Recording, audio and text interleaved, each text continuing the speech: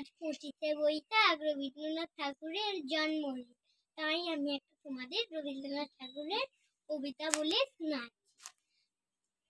রবীন্দ্রনাথ ঠাকুরের লেখা আশীর্বাদ। ছোট ছোট হাসি মুখ জানি না ধরার দুঃখ, হেসে আসি তোমাদের দ্বারে রবি নয়ন তুলি, কৌতুকে কেটে কেটে দুলি দুলি চেয়ে চেয়ে দেখি চারিধারে। সোনার রূপের আলো কত তার লাগে ভালো, ভালো লাগে মায়ের বদন। সেটা এসেছে ধুলি, ধুলিরে জানে না ধুলি, সবই তার আপনার ধন। কোলে তুলে লও এরে, এ যেন কেড়ে না ফেরে, হরশেষে না ঘটে বিষাদ।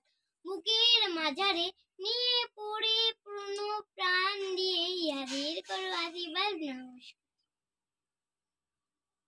পয়লা বৈশাখে এই যে আমার মেয়ে চলে এসেছে আন্টিদের বাড়িতে, এসে পৌঁছে গেছি আমরা। আজ অনুষ্ঠান হবে নাচের আন্টিদের বাড়িতে।